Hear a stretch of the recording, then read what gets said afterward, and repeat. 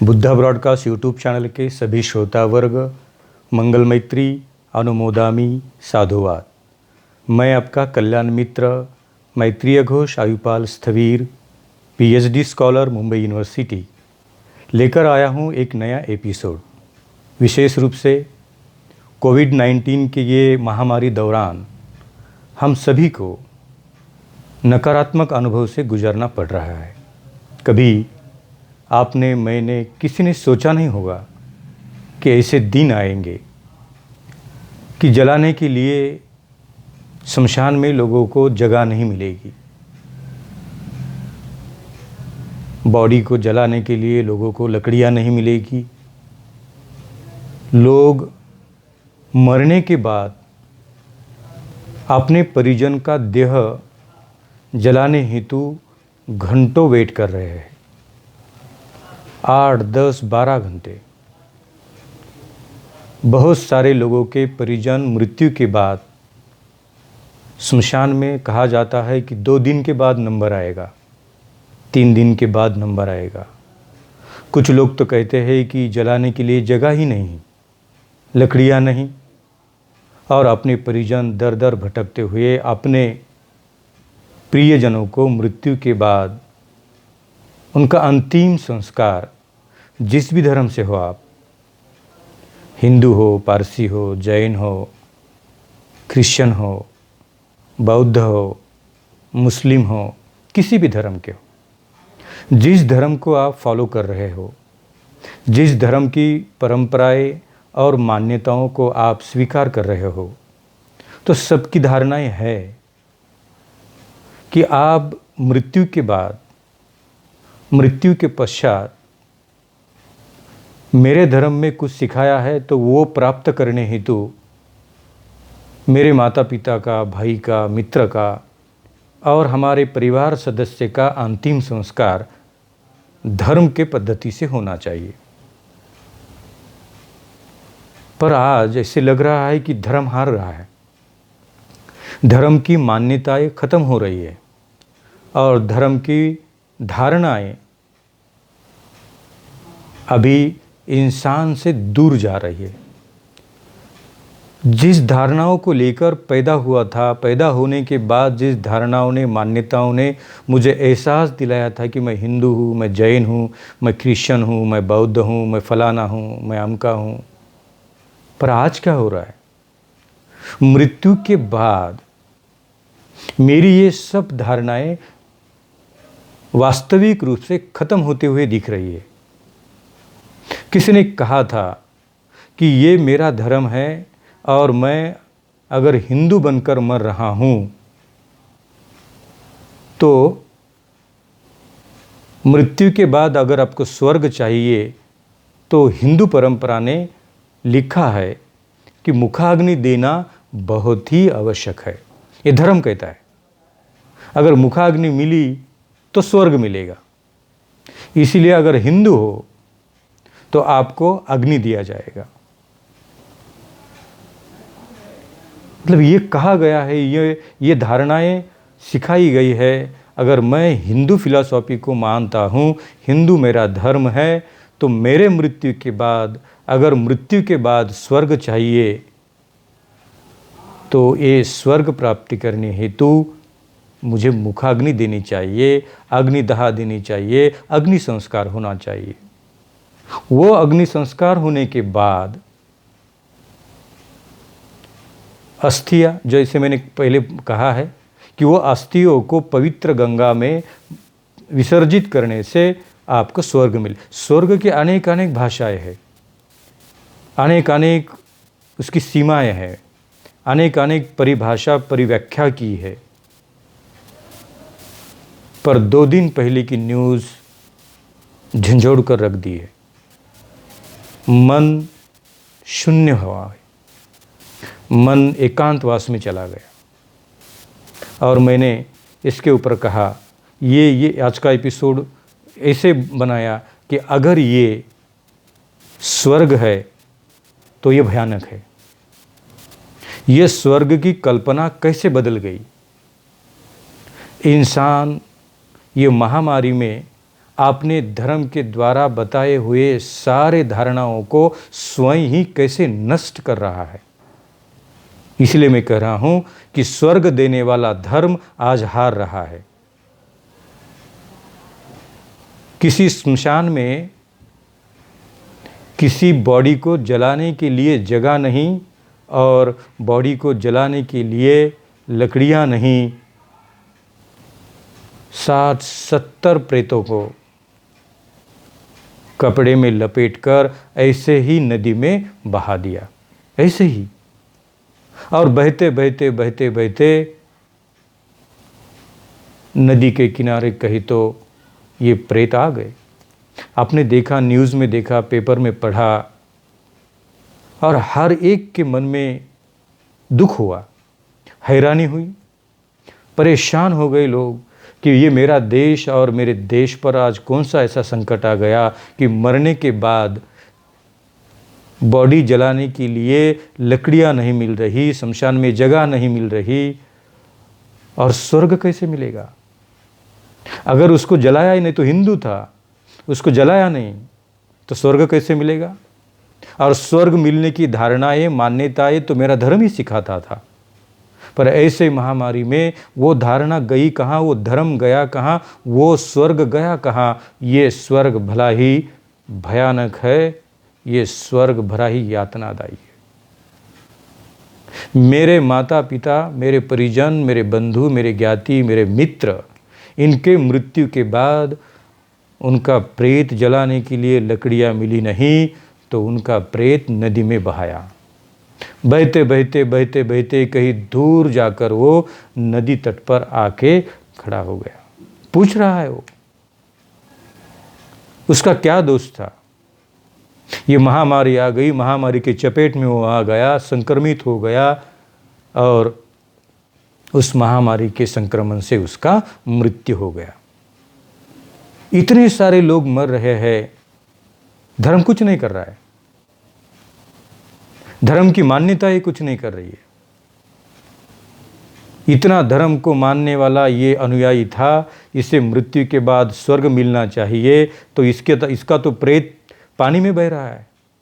ना तो अग्नि मिला, ना तो अस्थियां मिली, कुछ नहीं मिला। 2 दिन के बाद अनेक पॉलिटिकली व्यूज़ लोग अपने अपने दे रहे हैं, जितने संशोधक हैं वो लिख रहे हैं, इंटरनेशनल मीडिया इसके ऊपर बात कर रहा है, तो जाने इस धर्म को मानने वाले, जानने वाले और धर्म व्यवस्थापक लोगों ने भी अपना मुंह खोलना चालू कर दिया। और क्या बोला उन्होंने, क्या कहा? वो कहते रहे ये तो गंगा की इच्छा होगी, उन्हें तो डायरेक्ट स्वर्ग मिलने वाला है, क्योंकि किसी का शरीर गंगा में बहना ये भी हमारा धर्म है। बदल गई मान्यताएं, बदल गया शिष्टाचार, बदल गई धारणाएं। मतलब अपनी नाकामी छुपाने हेतु कुछ लोग ये बातें बरगलाना चालू कर देते हैं कि यही हमारा धर्म है, गंगा ने ही उसे बुलाया है। क्या बातें है? कौन सा धर्म है आपका जो हर दिन टाइम के साथ बदलता है धारणाएं? अगर लकड़ियां मिली नहीं, शमशान में जगह मिली नहीं, तो नदी गंगा, पवित्र जल ने उसको बुलाया है, और नदी ने ही खुद उसको आपने खुद में समाया है। ये तो उसका पुण्य कर्म था कि गंगा ने उसे आपने आप भीतर ले लिया और वो सीधा स्वर्ग में चला गया। जस्टिफाई करने लगे, मतलब खुद की नाकामी, खुद की बेपरवाही और खुद के धर्म के द्वारा सिखाए हुए मान्यताओं को डाइवर्ट करने हेतु अभी लोग ये बातों पे आ गए कि ये लोग स्वर्ग के भागीदारी बने, गंगा ने खुद उन्हें बुलाया है। अगर इतनी पवित्र धारणाएं है और खुद गंगा ने उनको बुलाया है और सीधा उनको स्वर्ग मिलने वाला है, तो फिर यूपी कहते हैं ये बिहार के प्रेत आ गए, और बिहार कहते हैं ये हमारे है ही नहीं। इतनी पवित्र बात है कि मृत्यु के बाद स्वर्ग की प्राप्ति होने वाली है, तो डरना क्यों है? तो कहिए, ये हमारे ही लोगों के प्रेत है और हमने ही नदी में बहा दिया, क्योंकि गंगा की इच्छा थी ऐसे पवित्र लोगों को हम समेट लेते हैं और उन्हें सीधा स्वर्ग में भेजते हैं। अगर ऐसा है तो ये स्वर्ग भला भयानक है, ये बड़ा भयानक है, दर्दनाक है, यातनादायी है।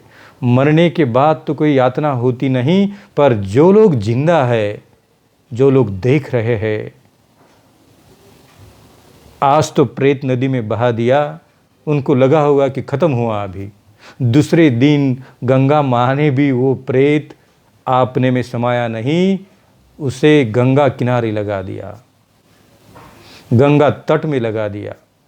अगर गंगा माँ ने अपने भीतर समाया होता तो ये खुद ले लेती, पर ऐसे नहीं होता है। ये धर्म अपनी धारणाएं और मान्यताएं अपने हिसाब से बदल रहा है, अपने हिसाब से स्वर्ग की कल्पना व्याख्या बदल रहा है। इतना भयानक मंजर देखने के बाद ऐसे मंजर को भी वो नाम दे रहा है कि ये पवित्र गंगा ने कहा होगा, इसीलिए इनका प्रेत नदी में बहा दिया होगा। ये इंसानियत को शर्मसार करने वाली अनंत घटनाएं अपने आसपास घट रही है। अगर ऐसे लोग धर्म का नाम देकर उन्हें सीधा स्वर्ग मिला है ऐसे कहकर आपका मनोरंजन करने की कोशिश कर रहे हैं, तो आप उनको कहिए, भाई साहब ये गलत है। ये धर्म और धर्म की धारणाएं इंसान के दुख मुक्ति के लिए होती है, दुख देने के लिए नहीं होती। अगर किसी का धर्म किसी इंसान को जीवित रहते समय और मृत्यु के बाद भी यातनाएं उत्पन्न कर रहा है, तो ऐसा स्वर्ग किसको चाहिए? कि आपका प्रेत किसी नदी में बहते बहते बहते बहते कहीं दूर जाकर तट में आता है और वो प्रेत कुत्ते को दिखता है और वो कुत्ता देखता है और उसे मतलब क्या है? इंसान का कौन सा स्वर्ग है ये? अगर ये स्वर्ग है तो बड़ा ही दर्दनाक भयानक ये स्वर्ग है। ऐसा स्वर्ग नहीं मिला तो ही चलेगा। स्वर्ग मिलने के बजाय वो इंसान का प्रेत बॉडी मृत्यु के बाद उसका शरीर जलाने के लिए थोड़ी सी जगह और थोड़ी सी लकड़ियाँ मिली तो ही ठीक है, क्योंकि उनका प्रेत मृत्यु के बाद उसके हाल नहीं हो जाएंगे। मरते मरते तो हाल ही हो गए, 8, 10, 15, 14 दिन उसके हाल ही हो गए। कभी इंजेक्शन नहीं मिला तो कभी ऑक्सीजन नहीं मिला तो कभी क्या हुआ तो कभी क्या हुआ। इतनी सारी बातें, इतने सारे लोग, इतने सारे कठिन अनुभव, और ऐसे जगह पे कोई आपने धर्म की घंटी बजा रहा है और कह रहा है कि नदी में बहने वाले सारे लोगों को स्वर्ग मिला, तो ये स्वर्ग भयानक है, दर्दनाक है, यातनादायक है।